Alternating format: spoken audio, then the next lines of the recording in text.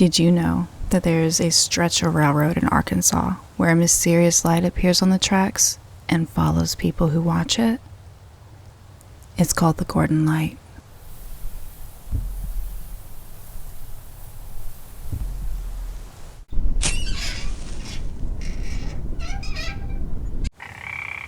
There's a stretch of railroad outside of Gurdon that doesn't belong to that night anymore.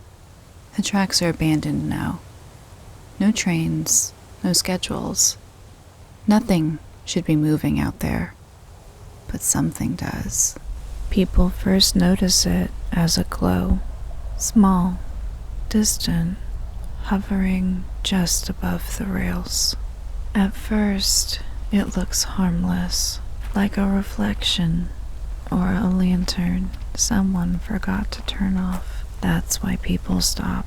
They stand on the gravel, listening to the woods settle around them, waiting for the light to fade. It doesn't. Witnesses describe it differently, but the details overlap. Sometimes it's white, sometimes it's orange, sometimes it's red. Sometimes it stays still, hovering just above the tracks, as if it's resting there. Other times it moves, slowly at first, then faster. Always along the rails. People say it reacts when it's noticed. If you watch it quietly, it stays where it is. But if you point it out, if you acknowledge it, it begins to drift closer. Not rushing, not threatening, just approaching. Some say the light splits in two as it moves. Others say it pulses, dimming and brightening like a breath. Phones don't capture it well. Photos come back blurred, or empty, or with a smear of light where the tracks should be. Videos feel wrong.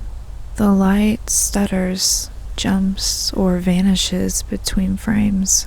People who've tried to walk towards the light say the distance never closes. No matter how close you get, it always remains just out of reach. And if you stop walking, it stops too. The tracks themselves don't help. The woods press close on either side, quiet and thick, swallowing the sound.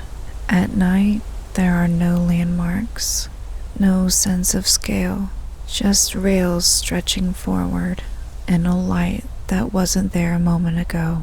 Some legends say the light belongs to a railroad worker killed on the tracks. Others say it's the lantern of someone still searching. Those stories change. What doesn't change is the behavior. The light never leaves the rails. It never enters the trees. It never crosses open ground. It stays where the tracks tell it to stay. People report a strange pressure when it gets close. Not fear exactly, but awareness, like being noticed by something that doesn't blink. Cars sometimes stall nearby. Radios cut out.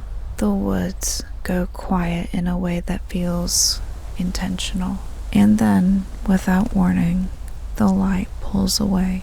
It retreats down the tracks, growing smaller, dimmer, until it disappears into the bend. No sound, no explanation, just absence. Locals don't try to solve it anymore.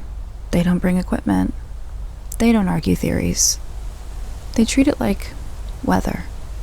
If it appears, you watch. You don't follow. You don't try to stand in its path, because everyone agrees on one thing. The Gurdon Light doesn't wander. It stays on the rails because it wants you to do the same. And the moment you forget where you're standing, the tracks start to feel longer than they should.